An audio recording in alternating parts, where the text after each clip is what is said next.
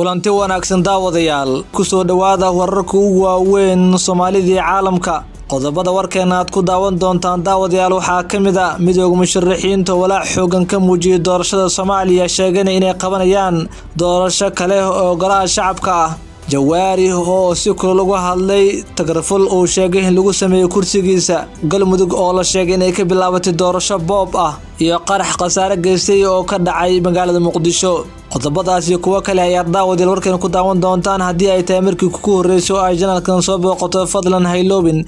inaad tiraahdo subscribe oo asxaabta la wadaagto wixii taliyo tusaale waxaad inagu rabtaa qaybta hoose ee commentiga aan ku bilaabo midowga musharaxiinta ayaa walaac ka muujiyay doorashada golaha shacabka ee dhawaan bilaabatay kulan maanta Muqdisho ay ku yeesheen midowga musharaxiinta madaxweynaha Soomaaliya ayaa waxay kaga hadleen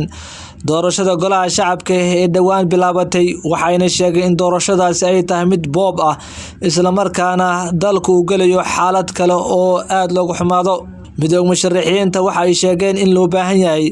in madaxda dalka ay hadda xilka haysa ay ka waantoobaan haddii kale uu dalka galayo xaalad kale oo dagaal midowga musharaxiinta waxay sidoo kale sheegeen inay qabanayaan doorasho kale oo dhinacooda ka dhacda isla markaana waxay sheegeen in doorashadan ay tahay mid boob isla markaana aan loo adkeysan karin afayeenka midowga musharaxiinta Daahir Maxamuud Geelle waxa uu sheegay in ka musharax ahaan ay arintan walaac ka qabaan isla markaana haddii ay ka baanto waayaan madaxda dalka hadda haysa xilka in ay dhibaatooyin la kulmi doonaan afayeenka midowga musharaxiinta waxa uu sidoo kale sheegay in loo baahan yahay in dadka Soomaaliyeed loo turo isla markaana waxa uu sheegay in dhawaan ay si qasab ah kaga hortageen muddo kororsi uu sheegay in fila Soomaaliya ay doonaysay sidoo kale midowga musharaxiintu waxay sheegeen in maalmaha soo socda ay qaban doonaan kulamo kala duwan oo la qaadanayaan warbaahinta odayaasha dhaqanka iyo qeybaha kala duwan ee bulshada iyagoo kala hadli doona sidii doorasho dalkan ugu dhici lahayd waxay sheegeen doorashada ay ku socoto boob isla markaana taasi aan loo adkeysan karin waxay sidoo kale sheegeen in madaxda dalka ay ku haboon tahay in ay arintan ka waantoobaan kulan Muqdisho sidoo kale midowga musharaxiinta ay maalmihii la soo dhaafay ku yeesheen waxay diiradda ku saareen in arintani ay tahay mid wax badan u baahan in laga qabto midowga musharaxiinta ayaa sidoo kale waxay carabka ku adkeeyeen in madaxda dalka ay ka maantoobaan arrimaha siyaasadda ee isdiidan ay wadaan waxay madaxda maamul goboleedyada dalka ugu baaqeen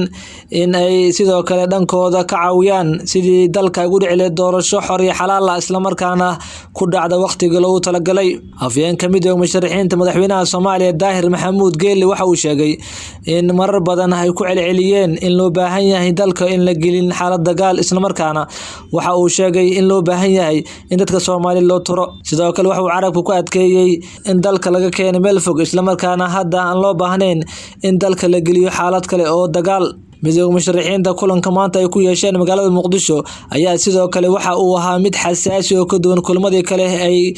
ku qaban jireen magaalada Muqdisho waxa ay tilmaameen in hadda wixii ka dambeeya ay u kabagashanayaan sidii dalka ay ugu qaban lahaayeen doorasho kale oo dalka lagu badbaadinayo hadalka midowga musharaxiinta madaxweynaha Soomaaliya wuxuu ku soo aadiyaa xilli dhawaan dalka ay ka bilaabatay doorashada golaha shacabka ee baarlamaanka Soomaaliya iyadoo kuraas ka mid ah golaha shacabka lagu kala doortay magaalooyinka Muqdisho iyo Dhuusamareeb gudoomiyihii hore ee baarlamaanka Soomaaliya Professor Jawaari ayaa ka hadlay kursigiisa oo sheegay in la boobayo gudoomiyihii hore ee baarlamaanka Soomaaliya Professor Maxamed Sheekh Cusmaan Jawaari oo maanta ka soo laabtay magaalada Beedhabo ee xarunta gobolka Baay ayaa sheegay in lagu hor istaagay olole uu doonayo in uu markale isugu soo sharaxo kursiga uu hadda ku fadhiyay Professor Jawaari oo shir jaraa'id ku qabtay magaalada Muqdisho ayaa sheegay in lagu tagrafalay kursigiisa isla markaana waxa uu sheegay in taasi ay tahay mid aad lagu xumaado wuxuu sidoo kale sheegay in magaalada Beedhabo ee xarunta gobolka Baay uu madaxweynaha Koonfur Galbeed ku amray inuusan ka sameyn karin wax olole doorasho isla markaana uu dib ugu laabtay magaalada Muqdisho Professor Jawaari ayaa sheegay in arintan ay tahay mid aad loogu xumaado isla markaana waxa uu sheegay in arintaasi uu fariin ugu dirayo beesha caalamka iyo sidoo kale madaxda dalka in arimahaasi wax ka qabtaan Professor Jawaari waxa uu sidoo kale carabka ku adkeeyay in haddii arimahan wax laga qaban waayo ay wax badan isbedeli doonaan. sidoo kale gudoomiyihii hore ee baarlamaanka Soomaaliya Professor Maxamed Sheekh Cusmaan Jawaari waxa uu sheegay in loo baahan yahay in arintan ay ka waantoobaan madaxda Koonfur Galbeed isagoo fariin adag u diray madaxweynaha Koonfur Galbeed ee Soomaaliya Cabdicasiis Xasan Maxamed Laftagareen. waxa uu sheegay in arintaasi ay tahay mid aan loo baahnayn wax uu ku kacay. Professor Jawaari ayaa waxa la sheegay in laga soo buriyay magaalada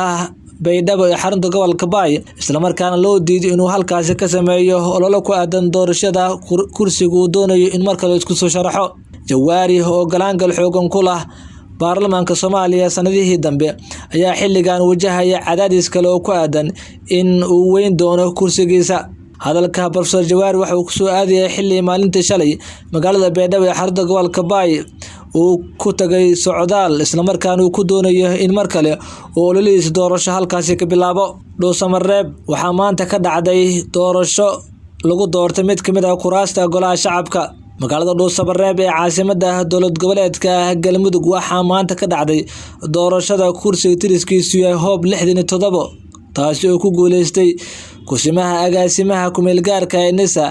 Yaasiin Cabdullaahi Maxamuud Yaasiin Faray. waxaa la sheegay in doorashadaasi ay ahayd mid boob ah kadib markii ay iscasileen